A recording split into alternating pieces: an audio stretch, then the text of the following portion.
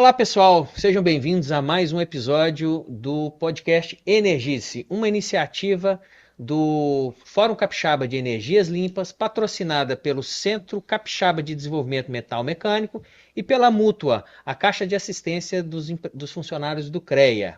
Hoje nós estamos aqui com o professor Frank Crespilho, da USP Campus São Carlos, que é professor, pesquisador, formado em Química, que está desenvolvendo a bateria de nióbio.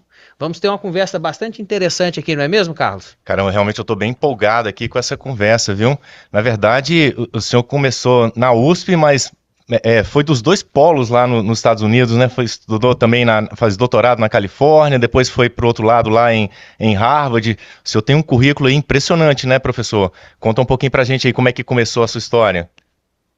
Bom, antes de mais nada, gostaria de agradecer o convite e a oportunidade de estar aqui falando sobre nossos trabalhos, né? Estou muito feliz de estar aqui com vocês hoje. Sim, eu tenho uma formação um pouco vasta, assim, digamos, em termos de instituições, né? Eu passei por várias instituições do meu doutorado, desde o meu doutorado da USP, né? Depois eu fui para um pós-doutorado na Caltech, e aí eu mudei de costa, né? Fui para Boston também a fazer um segundo pós-doutorado, já como professor visitante, e também passei por instituições europeias, né? Eu já estive na Universidade de Coimbra durante um ano, na Universidade do Minho também, em Braga, durante um ano, foi mais recente, e também passei um tempo no Instituto Max Planck, em Stuttgart, sempre com trabalhos relacionados à minha linha de pesquisa aqui no Brasil, que é a área de bioeletroquímica, né, onde a gente estuda transferência de cargas, transferência de elétrons em sistemas biológicos e possíveis aplicações, né, em inovação tecnológica, usando esses conceitos fundamentais que a gente desenvolve no nosso grupo. Professor, você mencionou aqui, antes da gente começar, que a pesquisa da bateria de nióbio, ela já tem 10 anos, né? Mas eu te confesso que, apesar de eu ser engenheiro eletricista, eu não consegui ainda entender muito bem o que é essa bateria de nióbio, como é que ela funciona, como é que você chegou nessa bateria. Conta um pouco pra gente dessa história aí. Ponto sim. A primeira coisa que nós precisamos de entender é como funciona uma bateria, né? Uma bateria, ela pode funcionar de várias maneiras. Ela pode acumular carga, ela pode ter movimento de íons, movimento de carga, ou ela pode ter eletrodos sólidos, né, onde um eletrodo ele pode ser decomposto e depois ele ser restaurado no processo de recarga. A área disso da química que estuda é eletroquímica, né? Então, nós temos diferentes configurações, né? Baterias primárias, que são baterias que você só utiliza uma vez, baterias secundárias, onde ela tem esse processo, é possível você recarregar, né, a bateria. E temos, mais recentemente, as biobaterias também, que é uma das linhas de pesquisa do meu grupo, que são baterias que copiam, imitam ou utilizam sistemas biológicos em sua estrutura.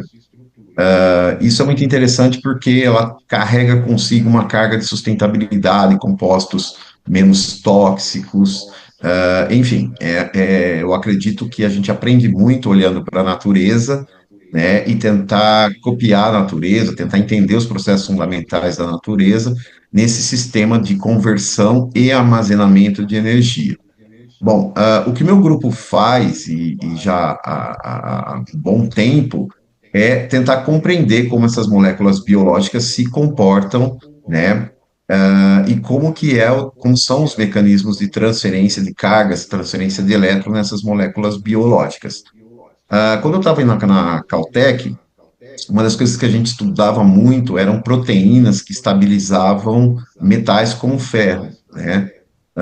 O que significa estabilizar esses metais? Bom, durante o processo de transferência de carga, quando você adiciona ou remove um elétron desses metais, quando eles estão num ambiente biológico, né, aí nós podemos falar de proteínas, podemos falar de aminoácidos, nós podemos falar também de outros tipos de compostos que estabilizam esse metal. O processo ele acaba tendo uma certa reversibilidade que a gente chama, né? Essa reversibilidade permite que você acione ou adicione elétrons, remova a carga, adicione a carga reversivelmente, o que às vezes não é possível fazer isso num sistema fora do sistema biológico, né?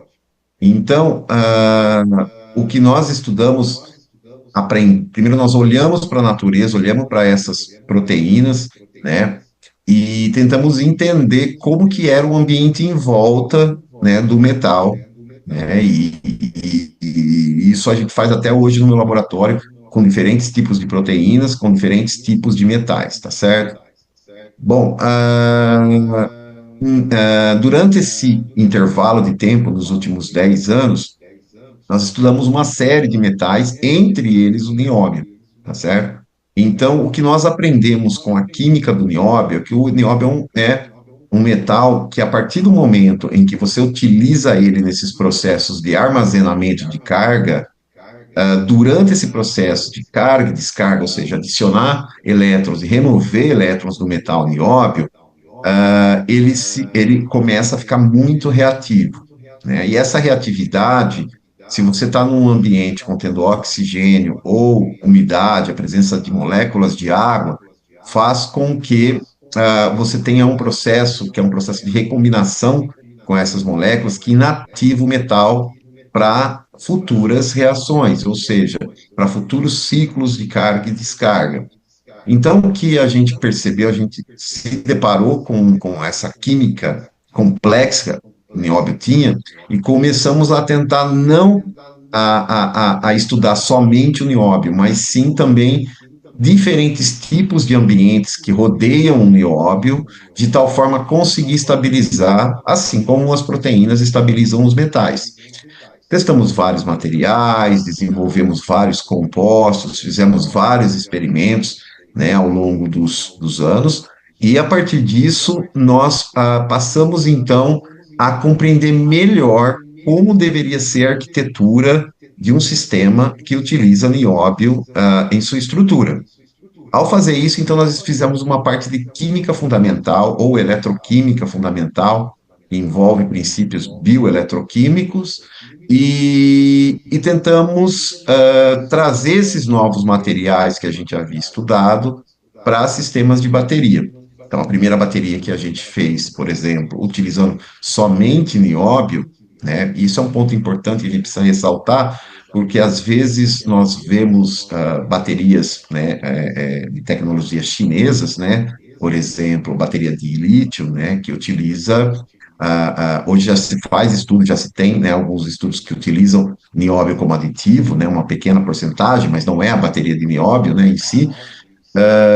Nós tentamos, então, copiar isso, copiar o que a natureza mais ou menos fazia com os metais e trouxemos para um dispositivo. Então, a primeira bateria de nióbio, a gente só conseguia carregar ela uma vez e descarregar. Então, ela funcionava como uma bateria primária. O tempo se passou, né? Então, a gente continuou a estudar esses sistemas, nós não publicamos os trabalhos, porque a gente acreditava que isso poderia ter uma importância tecnológica, né? Principalmente para o Brasil, que tem mais de 90% das reservas mundiais de nióbio, e passamos a estudar, então, como que a gente conseguiria fazer ciclos de carga e descarga para colocar essa bateria num contexto de uma bateria secundária, como é feita, por exemplo, com uma bateria de chumbo, bateria de lítio, né, entre outros sistemas, outros tipos de baterias secundárias, né, que você consegue fazer vários ciclos de carga e descarga.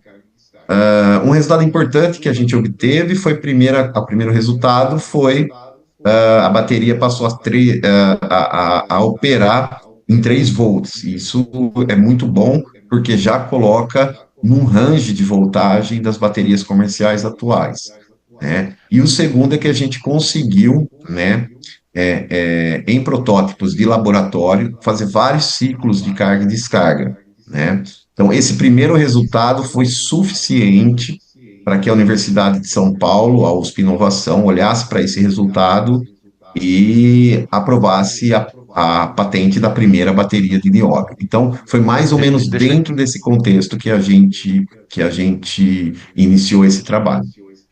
Deixa eu entender uma coisa. O que a gente tem conhecimento, as baterias, né, que são usadas, elas usam processos eletroquímicos, como a bateria de lítio, por exemplo. Aí, pelo que eu estou entendendo, o seu trabalho, ele é colocar o bio na frente aí, né, que passa a ser um processo bioeletroquímico, porque aí você consegue estabilizar outros metais que normalmente eles São reativos. São reativos, exatamente. Ou seja, esse aminoácido aí, ele serve para estabilizar o nióbio, correto? É esse o pensamento, tá correto? Pelo que eu entendi, ele Não, usa não. a solução. A solução ela é biológica, não é isso? É uma proteína, um aminoácido. E ela estabiliza o nióbio. Agora, Que, de outra a troca forma... de elétrons ela é feita entre dois polos de nióbio? Como é que funciona isso? Tá, vamos tentar colocar as ideias aí em ordem. Toda bateria é eletroquímica, tá? Então, se a gente pegar, por exemplo, a bateria de nióbio que a gente desenvolveu, as biobaterias, a bateria de lítio, elas são baterias eletroquímicas, elas têm processos eletroquímicos. Só que existem processos eletroquímicos que são classificados diferentemente. Por exemplo, a bateria de íons lítios ela é baseada no movimento do íon, né, ao longo da bateria. O que nós fizemos não foi utilizar aminoácidos, não foi utilizar moléculas biológicas. Nós utilizamos um sistema que copia como as moléculas biológicas se comportam. E isso cai numa área que a gente chama de biomimética. Hoje o que a gente faz é biomimetismo. Ela continua sendo uma bateria normal, os componentes vão participar de reações eletroquímicas, no entanto, o ambiente que a gente utilizou, tanto de eletrólito quanto de estabilidade do nióbio, ele tem uma inspiração biológica, mas nós trouxemos para o laboratório e utilizamos materiais sintéticos, né, que copiam esse processo natural da natureza. Então, a gente não utiliza moléculas biológicas, né, ou seja, a gente não extrai moléculas biológicas, ou utiliza, no caso específico da bateria de nióbio. Para outros sistemas do meu laboratório, a gente faz isso, a gente já utiliza moléculas biológicas, mas especificamente para o nióbio, o que nós fizemos foi trazer materiais sintéticos que possam ser sintetizados no laboratório e que estabilizam o nióbio. Então, ele entra dentro desse range, né, de processos que envolvem uma bateria eletroquímica, né, obviamente, e processos eletroquímicos envolvendo troca de carga. Diferentemente da bateria de lítio, nós não trabalhamos com o movimento do nióbio ao longo da bateria. O que nós fazemos nós fazemos um que a gente chama de estado semissólido, ou seja, o nióbio com carga zero, ele é confinado de um lado dos polos, e do outro lado nós temos nióbio 5+. Então, no processo de descarregar a bateria, o nióbio zero começa a se oxidar para +1, +2, e o nióbio 5+, do outro lado da bateria, começa a se reduzir, 5 para 4, para 3, e aí, quando esse processo se inicia, né, quando o processo se inicia, a bateria já sai de 3 volts ou mais. Dependendo de alguns casos, a gente consegue uma janela ainda maior do que 3 volts. Mas para ela operar, e o que a gente patenteou para ela operar estavelmente, ela fica em 3 volts. Deixa eu ver se eu entendi aqui o que o senhor está falando aqui. Você está trabalhando com o mesmo produto como anodo e como catodo, só que com valências diferentes do produto, correto? Um seria a valência zero, né? Ou seja, ele tem 0 elétrons na última camada, né? E o outro tem uma sobra de 5 elétrons na última camada. Agora, se eu tenho um produto ali que tem uma valência zero, ele já não estaria estabilizado? Porque o instável seria aquele com uma sobra de 5 que estaria disposto a doar esses elétrons numa reação química. Agora, o outro que é zero elétrons, ele não estaria já estabilizado? Como é que ele receberia esses elétrons? Tá. Bom, eu vou tentar falar sem usar muitos jargões para a gente tentar entender isso de uma maneira um pouco mais geral, tá certo? Quando você tem essa diferença que a gente chama de estado de oxidação, tá? Então você tem um estado de oxidação zero e você tem um estado de oxidação, por exemplo, 5 mais, certo? Para você passar de zero para 5 mais, a gente determina a energia desse sistema, né, que é um princípio baseado em energia livre de Gibbs, que é o nome técnico disso, tá? E daí, da energia correlacionada nesse processo, você consegue tirar qual seria o potencial dessa reação, ou a voltagem, né? Bom, esse é um ponto, então ela funciona dessa maneira. Isso, dentro da eletroquímica, a gente chama de bateria simétrica, pois ela utiliza o mesmo material, tanto no compartimento do cátodo, quanto no compartimento do ânodo, mas em estados de oxidação diferentes. Então, a nossa bateria, ela utiliza nióbio, tanto no compartimento do polo positivo, quanto no compartimento do polo negativo. Então, esse é o primeiro princípio. A segundo ponto que você mencionou é que você está olhando para o nióbio na forma de metal, tá certo? Então você está visualizando o nióbio como se ele fosse um eletrodo metálico zero, na valência zero, e você fala, sim, ele está estabilizado. O problema é quando você tira um átomo dessa barra, tá certo? E leva ela para o meio, que é o nosso caso. Então, a gente consegue estabilizar desde o nióbio 5+, que é muito instável também. Aliás, o nióbio 1+, ele já vai ter a propensão de se recombinar com a água, com o oxigênio. Agora, quando você transita de 0 a +5, o sistema vai ficando cada vez mais reativo, né? Por isso que é preciso estabilizar ele durante esse processo. Então, por exemplo, e no processo ao contrário é a mesma coisa. Quando você sai de 5 para 0, acontece a mesma coisa. Só que nesse caso, o nióbio atômico, certo? Ele está desprotegido, né? O que nós fizemos foi proteger esse sistema. Tá. Eu estou pensando o seguinte também. A bateria de nióbio, na verdade, você usando ela no ânodo e no cátodo, né? Você resolveria um problema de mineração. Como você falou, aqui o Brasil, mais de 90% da reserva mundial de nióbio está no Brasil. E as baterias normais hoje que a gente usa de lítio, né? Você usa o cobalto, né? Que tem um problema de mineração na África. Você tem vários problemas aí. Eu acho que É uma terra rara, né, o cobalto? Pois é, se você resolve esse problema da bateria de nióbio, o Brasil vai ficar muito bem, né, com essa quantidade enorme de reserva. Foi isso que conduziu a sua pesquisa para o nióbio, o fato de ter muita reserva aqui no Brasil, ou não? Foi um acaso?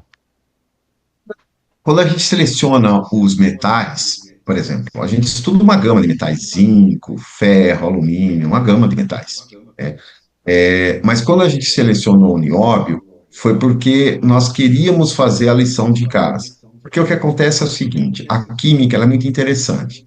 Se você pegar, por exemplo, os primeiros grupos que começaram a trabalhar com complexos metálicos, então, por exemplo, na década de 80, na década de 70, quando os primeiros pesquisadores voltavam do exterior e vinham para o Brasil, geralmente eles trabalhavam, iniciavam linhas de pesquisa com materiais, com metais, que era muito característico, por exemplo, um grupo da Alemanha trabalhar, um grupo americano, ou um grupo do Japão, ou um grupo da Inglaterra. Então, o que se tinha muito no passado era você trazer uma linha de pesquisa e continuar nessa linha, né, com desenvolvimento científico em uma linha de pesquisa. Na química isso é muito comum, né? O que nós queríamos fazer, quando nós iniciamos essa pesquisa para tentar montar esses dispositivos à bateria, era não ficar refém de tecnologia chinesa, né? Embora a tecnologia ela começou, né? Ou, por exemplo, o lítio começou na década de 70, Logo, logo, a China se apropriou dessa tecnologia e hoje é um maior player mundial nisso. Então, o que nós queríamos fazer é um trabalho original, de ciência original, em que só o nosso grupo no mundo fizesse. Quando a gente começa a segregar esse ambiente, você começa a escolher sistemas que, obviamente, te traz para o que a gente chama de alma mater, né? Não, a nossa tecnologia. E analisando isso, a gente percebeu que o Brasil, por ter essas reservas desses metais, principalmente o nióbio nesse caso, valeria a pena a gente pesquisar, porque, aliás, né, a Universidade de São Paulo e os nossos projetos estão localizados no Brasil. Então, o nosso grupo trabalha um pouco diferente. Ele trabalha com a criação de tecnologia 100% brasileira. A gente não exporta ideias ou exporta tecnologia do exterior e tenta melhorar, que tem o seu mérito também, né? Cada pesquisa tem o seu mérito, mas no caso do meu grupo, a gente tem esse foco em trabalhar com essa originalidade e também com a regionalidade, ou seja, resolver problemas locais que a gente tem no Brasil. Ou seja, a escolha do nióbio, então, foi estratégica para competir com a China e para competir com outros players. Ou seja, imagina que que vocês consigam realmente ir para frente e consigam desenvolver uma boa bateria usando o nióbio. Aqui a gente tem tudo para desenvolver aqui no Brasil. Eu queria saber aqui o seguinte, Carlos, essa bateria, professor, pelo que eu estou entendendo da sua explicação, ela é uma bateria sólida. Né? Ou seja, o eletrólito ele não é um líquido, ele é um componente sólido similar ao que acontece na bateria de íon lítio. E eu queria saber o seguinte, essa bateria de nióbio, a aplicação dela que vocês vislumbram aí, ela teria a mesma intensidade energética de carga e descarga de uma bateria de íon lítio? Você conseguiria, por exemplo, ter uma bateria de nióbio num celular? Esse seria uma aplicação para esse tipo de bateria? Então, a gente precisa responder essa pergunta com dois pontos importantes que é preciso falar. Primeiro, o grau de maturidade da inovação. Então, nós temos uma bateria em TRL4, a patente dela saiu em TRL4, porque no meu grupo a gente acredita que TRL4 para 5 não é mais o papel da universidade trabalhar dentro de laboratório de pesquisa. Isso é um conceito nosso, tá? Então, pode ser que alguns grupos pensem diferentes ou tentem realizar projetos, né, na área de inovação nesse sentido, de fazer coisas acontecerem dentro da universidade. Eu não penso assim. Eu penso que até TRL4, a universidade, ela tem um papel importante, que é onde o protótipo e a prova de conceito está pronta. Tudo que sair dali, de TRL4 para TRL5, 6 e assim por diante, isso deve ser feito na iniciativa privada ou numa empresa, seja ela pública ou privada, onde a tecnologia vai ser testada em ambiente industrial real. Então, a nossa patente, ela foi até os primeiros protótipos da bateria em escala laboratorial. Qualquer menção dali por diante é especulação e precisa de pesquisa científica dentro da indústria. Ou seja, você precisa testar agora os componentes, né, já numa unidade industrial, para ver desde estabilidade até aumento de ciclos de carga e descarga. Nós temos, por exemplo, protótipos nos nossos laboratórios, tem vários ciclos de carga e descarga, o que nos coloca numa condição muito promissora para aplicabilidade.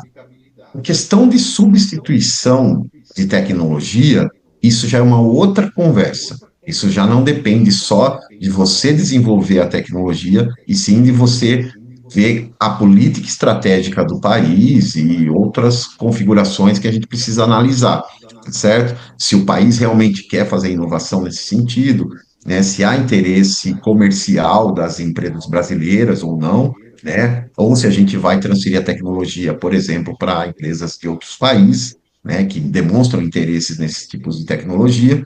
Isso já é um segundo ponto que a gente precisa abordar com um pouco mais uma conversa um pouco mais em termos estratégico, tecnológico, que o país assimila. No caso, do ponto de vista teórico, sim. Do ponto de vista teórico, a gente consegue, o que a gente mede seria densidade de energia. A gente consegue, do ponto de vista teórico, produzir baterias com densidade de energia suficiente para alimentar um celular, um carro elétrico, entre outros dispositivos, né? Tudo depende agora do avanço do TRL4 em diante. Então, claro que toda tecnologia tem seu risco embutido, né? Quanto menor o TRL, mais risco a tecnologia tem, mas o que os países desenvolvidos e os países estratégicos fazem é apostar pesado em tecnologias que a gente chama das deep techs, ou seja, você tem empresas que trabalham com tecnologia extremamente de ponta e que se vislumbre uma aplicação a curto, médio ou médio e longo prazo. Aí é uma questão de estratégia do país e do ecossistema que nós temos, né? Antes de conversar com o senhor, nós conversamos aqui, a entrevista anterior foi com a doutora Cecília, e ela trabalha exatamente com isso, com propriedade intelectual e patentes. E aí a gente estava falando exatamente isso, a patente, na verdade, você está colocando uma receita de bolo da sua descoberta e está publicando ela ali. A partir do momento que você publica a patente, você tem um tempo que você pode explorar aquela patente, mas você ao mesmo tempo também passa a sua receita de bolo para ser copiada em outros países, né? E o Brasil já perdeu muita oportunidade de desenvolver a tecnologia aqui e outros países. E a China, você vê que a China, ela domina esse mercado de extração e beneficiamento de terras raras, né? E aqui eu vejo assim, com preocupação o fato de que a gente parar nesse TRL4 e na hora que do TRL5 para frente a gente perde a oportunidade porque o Brasil não tem um ambiente que você ajude, né, a esse tipo de desenvolvimento. Existe alguma ideia, alguma empresa já interessada, ou você já vislumbra a possibilidade de já estar desenvolvendo o TRL5 até chegar ao 9, isso virar um produto final? Já existe alguma coisa nesse sentido? Nós temos recebido muito contato, muitas propostas de diferentes setores, do setor público, do setor privado. Por exemplo, várias prefeituras do interior do estado de São Paulo que estão interessadas em criação e ampliação de parques de inovação tecnológica, estão nos procurando para tentar achar um business core, né, na área de energia, incluindo um parque industrial de pesquisa e desenvolvimento de baterias, incluindo a bateria de nióbio. O governo do estado de São Paulo também já nos reunimos com ele, com os secretários de desenvolvimento, com a Secretaria de Ciência e Tecnologia. A agência USP Inovação também está monitorando os principais players que têm demonstrado interesse.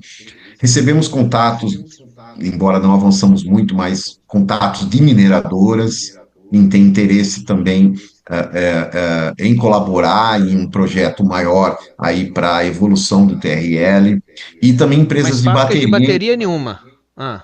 Fábrica de Sim, bateria? tivemos sim contatos de empresários ligados à área de energia, vários, aliás, não era um só, né? Mas eu, como disse, a patente é da Universidade de São Paulo e ela que vai agora ver a política de licenciamento, porque o que acontece é que agora nós estamos numa etapa que a gente chama de valuation, que é a valoração, né, dessa patente. Nós estamos seguindo um mercado que está projetado para 2033, algo a mais aí de em torno de 500 bilhões, né, de dólares. Então, se você vislumbrar atingir uma fatia desse mercado, né, você tem aí um ativo nas mãos que é muito interessante. Então, a valoração, né, é um passo importante, e nós já estamos em contato e já estamos fazendo a valoração dessa tecnologia no seu respectivo TRL e também de prospecção, né? Inclusive, nós temos entidades do Brasil todo, não está limitada a São Paulo. Nós já tivemos contato do Rio Grande do Sul, de Minas, já tivemos contatos de Brasília também, de outros setores. Enfim, o que precisa ficar determinado é, como que vai ser montado o ecossistema, né, para a progressão tecnológica. Porque não adianta nós termos uma perspectiva e um ativo na mão e não tivermos um ecossistema direcionado para isso. Então, isso é muito importante. Então, o que nós estamos fazendo agora é um passo cuidadoso, né, para que nós não fiquemos no meio do caminho com uma tecnologia e mais uma patente, né?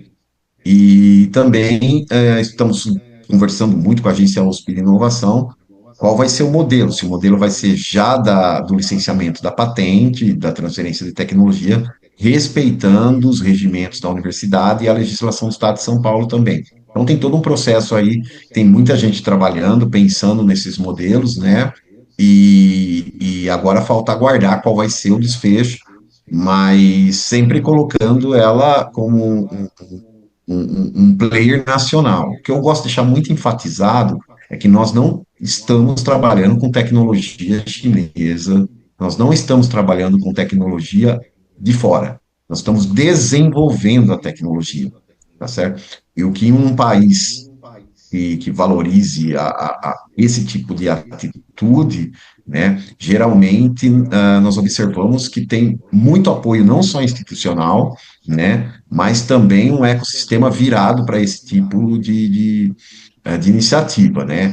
Então, o que nós queremos é isso, exatamente que nós olhemos para as tecnologias nacionais como sendo desenvolvidas aqui. E quando você passa de um processo desse, você tem um valor agregado também durante o desenvolvimento, né?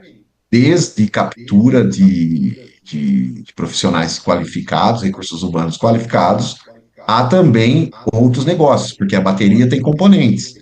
E a gente pode produzir todos os componentes aqui no Brasil, inclusive a parte de eletrólito, eletrodos e tudo mais. Então, você acaba girando uma roda gigante aí com vários atores, né, que poderiam se beneficiar desse tipo de tecnologia. Não, muito interessante, professor. Você mencionou que a sua pesquisa hoje ela está no nível de TRL4, aonde vocês têm um protótipo de laboratório, correto? Isso. Eu queria entender aqui o seguinte: você falou que essa bateria você já alcançou uma diferença de potencial entre os polos dela de 3 volts, que é análogo que a gente tem numa bateria de mercado, e já conseguiu várias cargas e descargas. Com base nesses resultados que vocês já alcançaram, eu gostaria de saber o seguinte: porque cada tipo de bateria ela tem uma sinalização de uma aplicação. Há uns anos atrás eu tive em contato com um rapaz do Canadá que ele estava desenvolvendo uma bateria de íons de zinco, né?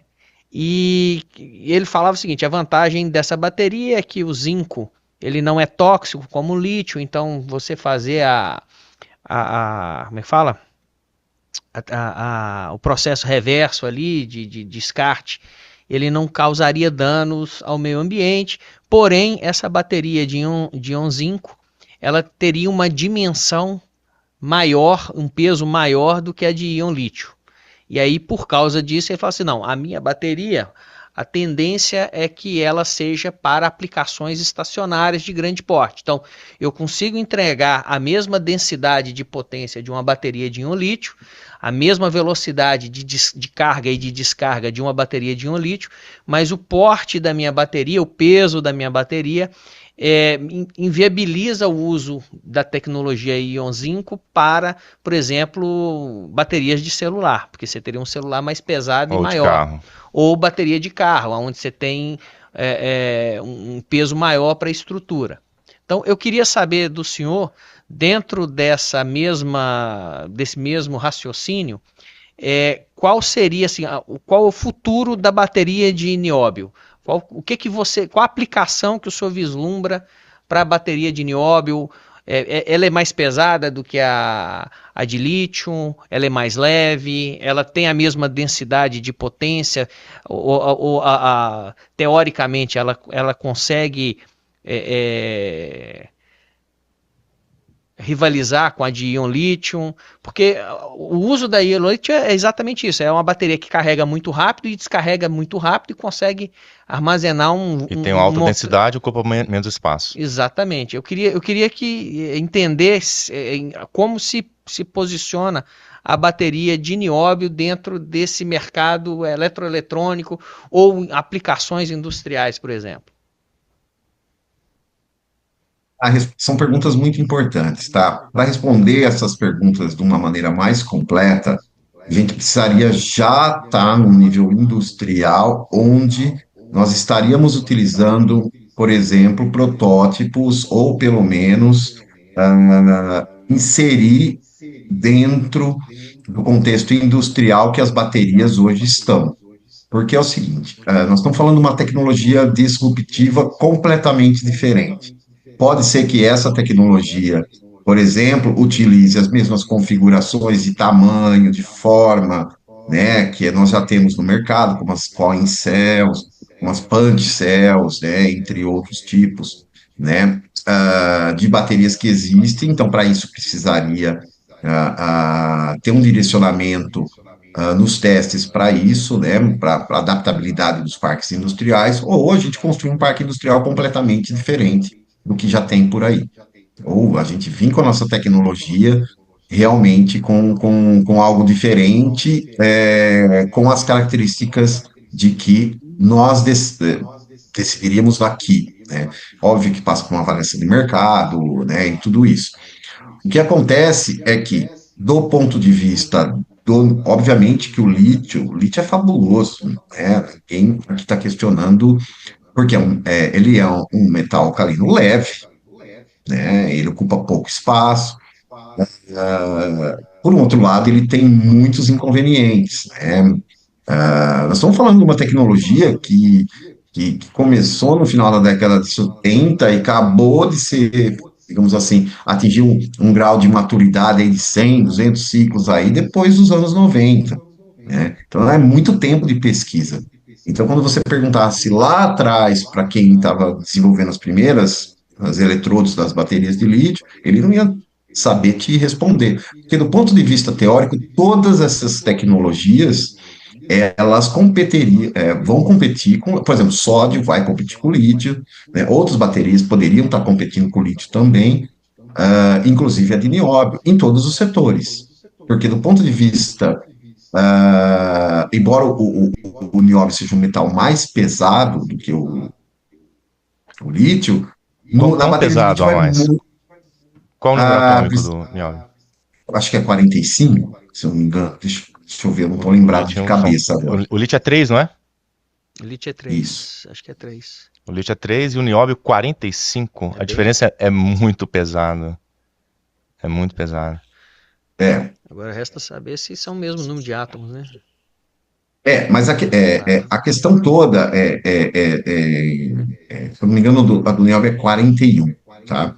Mas independente disso, a gente tem que olhar a massa atômica, né?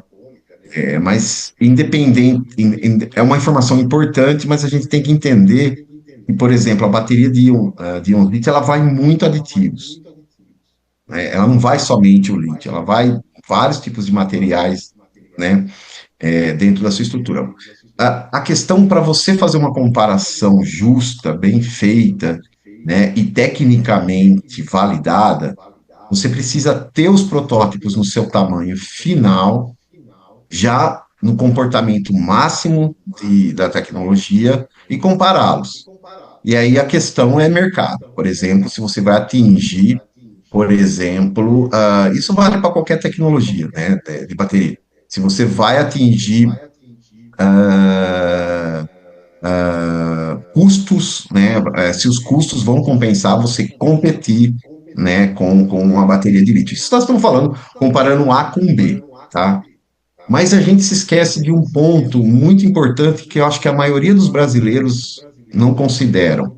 Talvez até pela nossa característica de sempre estar importando tecnologia do exterior, né? E no máximo que a gente faz aqui, às vezes é melhorar um pouco, dar vazão para algo em que nós não somos donos.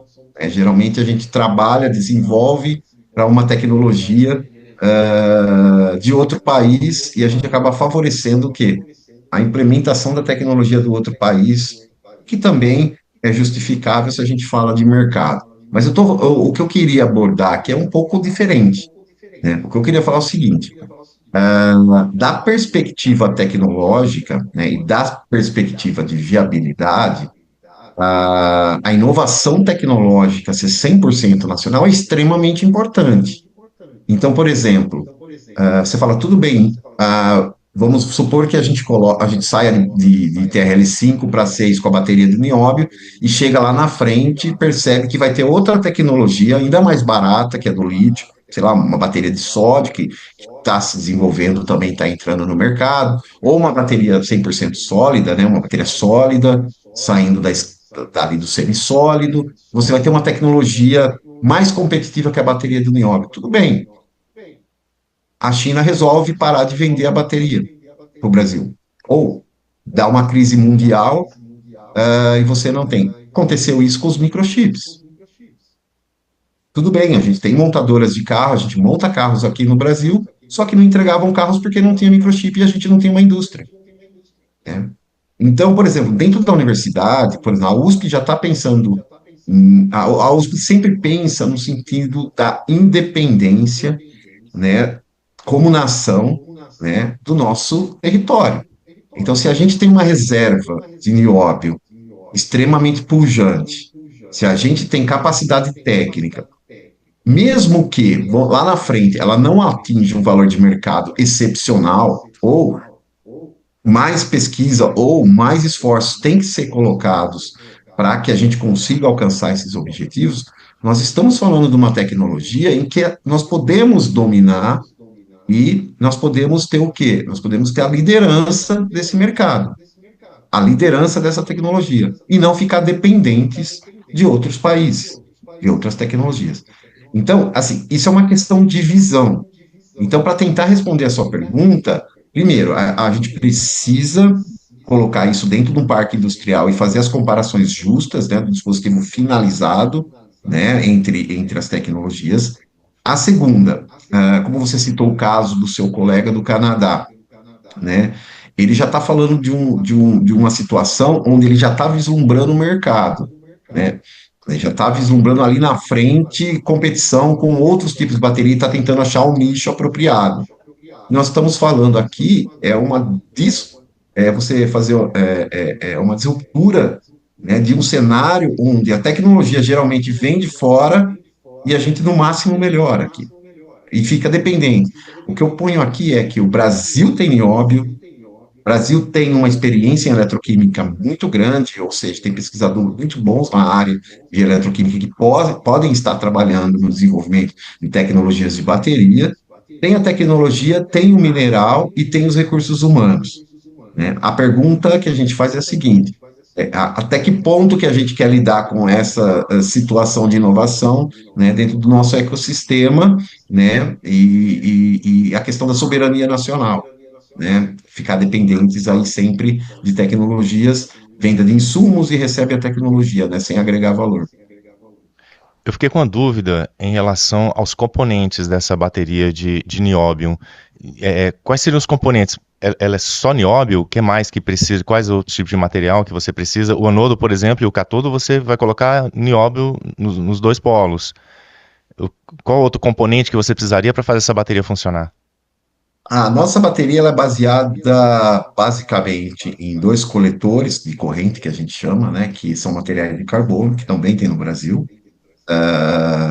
Ela tem um eletrólito que ele tem uma função dupla, esse eletrólito, ele é um agente de encapsulamento e, ao mesmo tempo, ele que dá condutividade para o sistema, ela cai no que a gente chama de sistema semissólido, né? Ele não chega a ser um líquido e não chega a ser uma bateria 100% sólida, tá? É um gel? É como se fosse um gel, mas não é um gel, tá?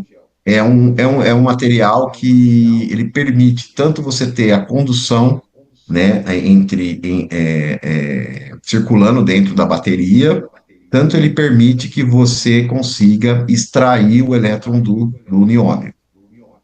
E o nióbio ele está protegido, do nióbio 5 ao nióbio 0, ele está protegido por um sistema que permite com que o nióbio transite entre esses dois estados. Então, é basicamente esses componentes.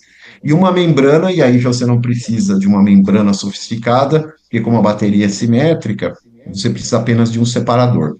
Nós já testamos os separadores convencionais de baterias convencionais, funcionam muito bem, e inclusive separadores à base de celulose, que traz também a indústria brasileira de papel e celulose no contexto. A gente pode produzir os nossos separadores aqui no Brasil.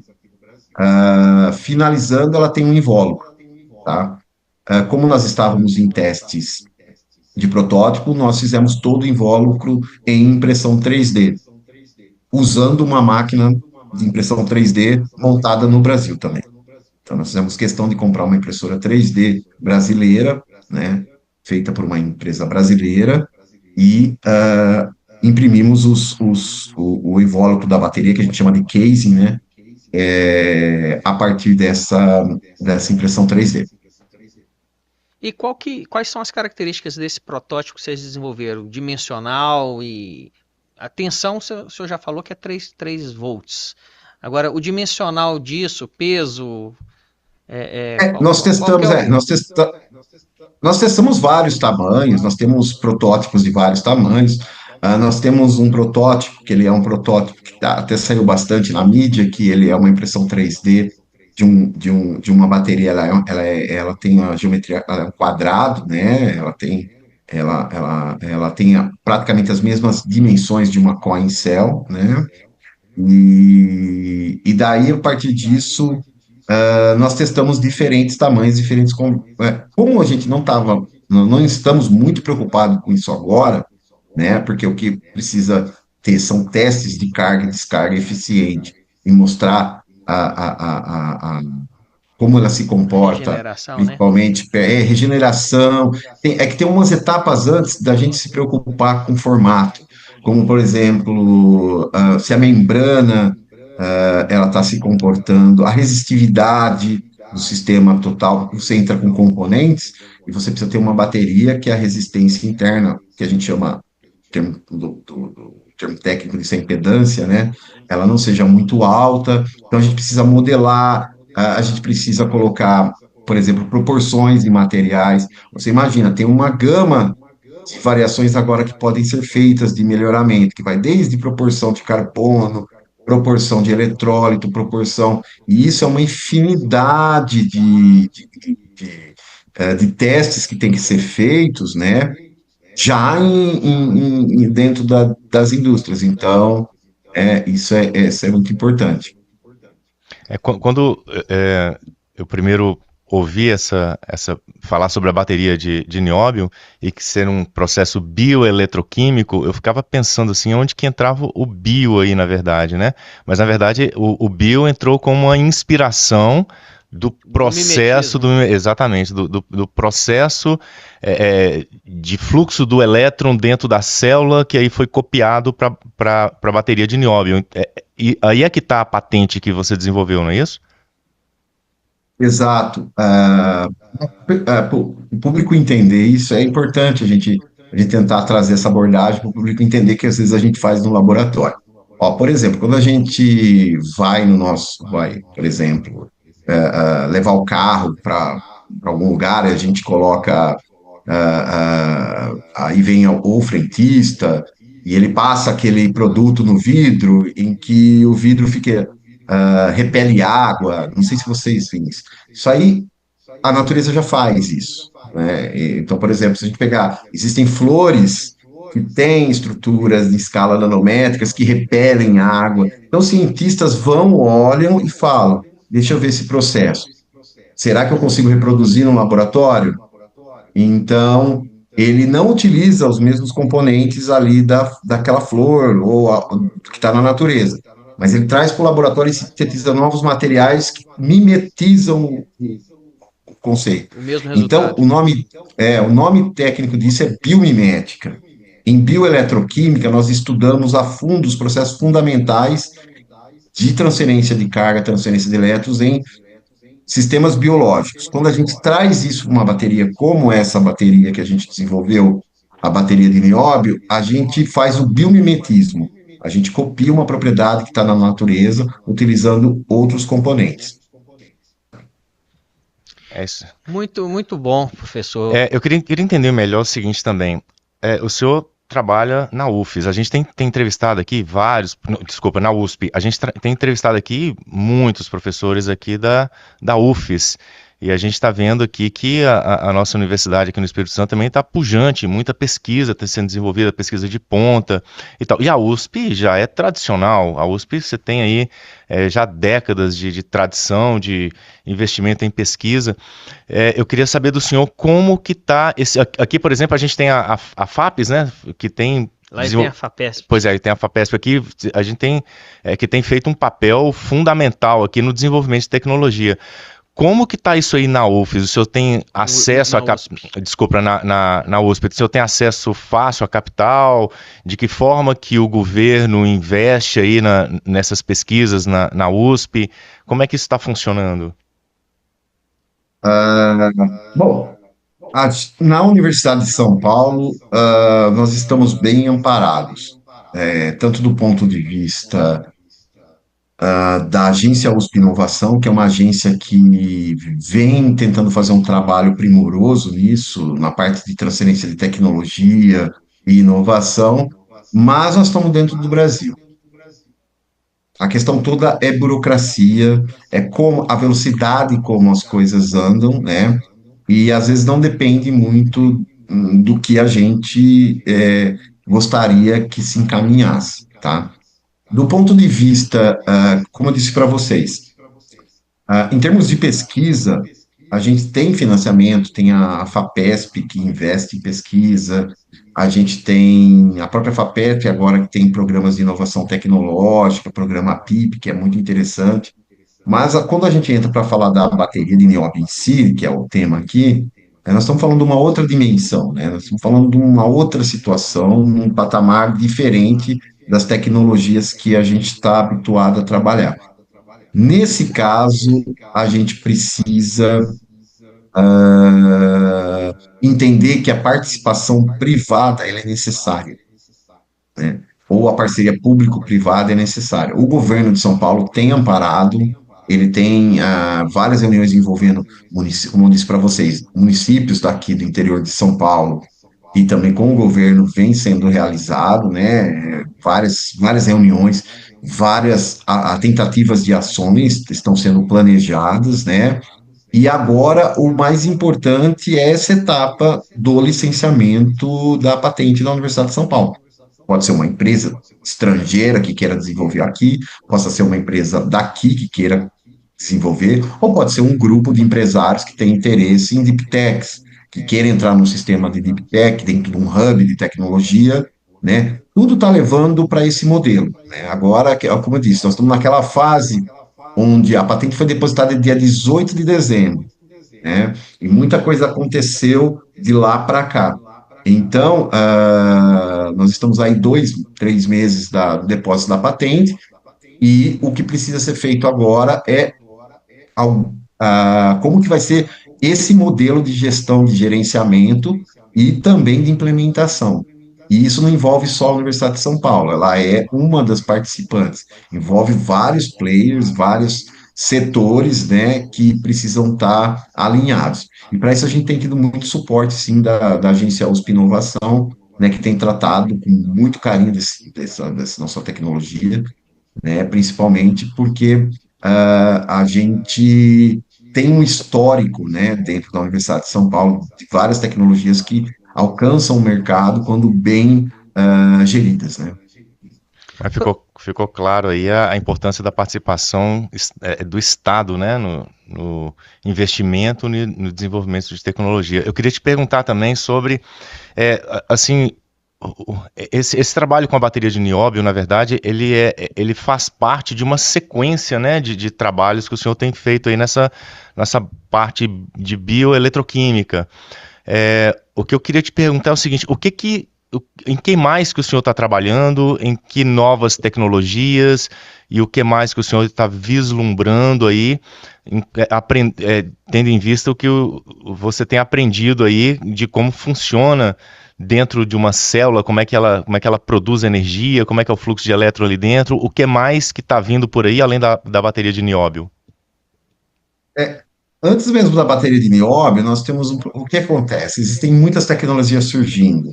As IoTs, nós temos tecnologias de Smart City, nós temos tecnologias, por exemplo, de sistemas de tratamento de efluentes com cogeração de energia que envolve micro-organismos. Nós temos uma série de agora de tecnologias emergentes que demandam por energia. Vou dar só um exemplo para vocês aqui que eu acho que é um exemplo nobre e interessante, né? Por volta de 2013, 2014, se eu não me engano, o MIT publicou um artigo onde eles desenvolveram uma pílula que faz endoscopia. Então, você toma a pílula, eu acho que já tem até comercial, eu não acompanhei mais essa tecnologia. Então, você toma a pílula, ela vai passando para o seu sistema gástrico e até ser evacuada, com vários sensores que vai monitorando sua saúde do sistema gastrointestinal. Microbiota, compostos, compostos presentes no organismo, pH local e tudo mais. Só que para essa bateria funcionar, desculpa, para essa pílula de endoscopia funcionar, ela precisava de uma bateria de prata e o eletrólito era alcalino. Embora com toda a segurança dos invólucros, do encapsulamento e tudo mais, ela poderia ser utilizada, mas imagina se uma pilha alcalina abrir dentro do seu organismo, né? Então, não existia nenhuma tecnologia que pudesse atender a essa demanda. Na mesma época, eu e meus colaboradores lá da Universidade de Harvard, nós desenvolvemos uma bateria que era comestível, ou seja, ela utilizava sistemas baseados em géis, né, cuja a propriedade de armazenamento e liberação de energia eram feitas por moléculas à base de quinonas que são encontradas até no nosso organismo, inclusive outros materiais. Então, nós desenvolvemos uma bateria que atendia, por exemplo, essa demanda, nós publicamos esse trabalho, que são baterias em que funcionam em meios brandos, claro, que por curto intervalo de tempo, né, ela é on demand, que a gente chama, né, por demanda.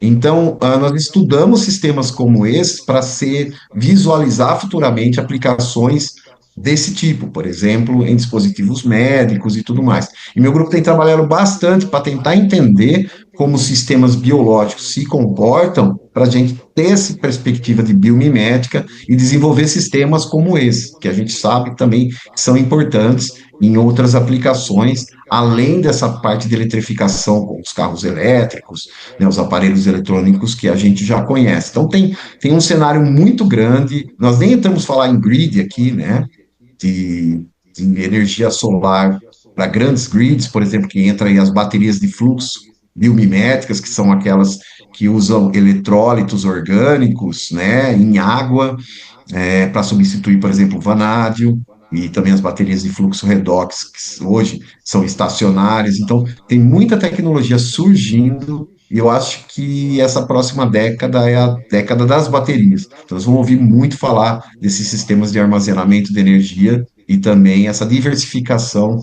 né, de tecnologia.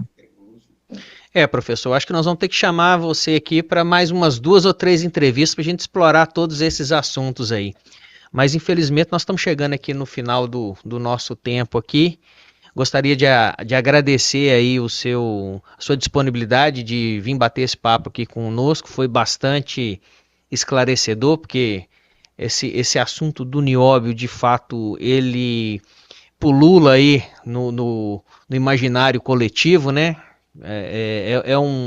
De certa forma, um orgulho do brasileiro falar que tem o nióbio e infelizmente a gente não tá carente aí de tecnologia para utilizar. E para a gente terminar aqui, eu gostaria que o senhor deixasse aí uma última mensagem, né? sobre as suas pesquisas, o que você está vislumbrando aí para o futuro, né? Bom, eu acho que um canal como esse, eu acho que essa oportunidade que a gente tem de falar das nossas pesquisas, né? Nós estamos entrando num momento onde a velocidade da informação ela é muito rápida, né? E o imediatismo também toma conta de muitos cenários que a gente observa aí relacionado à tecnologia. Eu acho que o mais importante como eu sou professor, então eu tenho uma proximidade com os jovens que estão entrando na academia agora, fazendo cursos de engenharia, ciências exatas. Eu acho que são áreas extremamente importantes para o Brasil, carentes, nós precisamos formar bons engenheiros, bons profissionais que a gente chama das hard science, né? Química, física, biologia, entre outras, né, disciplinas que são extremamente importantes para o desenvolvimento do Brasil. E a gente gosta de motivar esses jovens, né, para trazer eles para esse mundo que tem muita coisa para explorar, né? E também, obviamente, da gente construir um ecossistema brasileiro, né, onde o conhecimento, né, desenvolvido aqui seja a base cultural para a inovação tecnológica, e não apenas importar tecnologias, né, e não apenas simplesmente a gente ver todo esse filme passar e não ser protagonista, né? Eu acho muito importante também nós criarmos o nosso protagonismo em diferentes áreas da ciência e das engenharias. E também agradecer o convite, fico à disposição também para futuras conversas. Muito obrigado. Legal, Carlos. Eu fiquei até com vontade de voltar a ter 18 anos para fazer faculdade de novo. E o grande objetivo desse nosso programa aqui é energizar, né? Então a gente já está saindo aqui hoje energizado com essa sua fala, viu? Muito obrigado pela oportunidade de estar conversando com o senhor, viu? Parabéns pelo seu trabalho, é um trabalho realmente de ponta, é impressionante, e não para, né? A sua cabeça aí não para, e tem muita coisa que está vindo aí pela frente. Vamos copiar a natureza e aprender a fazer cada vez melhor. E tomara que a bateria de nióbio deslanche, né? Que consiga arrumar aí o investidor disposto a terminar a pesquisa até o produto final. E que a gente não fique mandando matéria-prima e depois importando o produto final, né? Com a bateria de nióbio seja diferente. Igual a gente faz com a bateria de termoacumulação israelense, né? É isso aí. Bom, muito obrigado aí para vocês que ficaram com a gente até agora, e para ajudar o nosso canal, curtam os nossos vídeos, compartilhem e nos acompanhem. Inscrevam-se, né? Inscrevam no nosso canal, é isso aí. Até a próxima. Obrigado, pessoal. Até a próxima.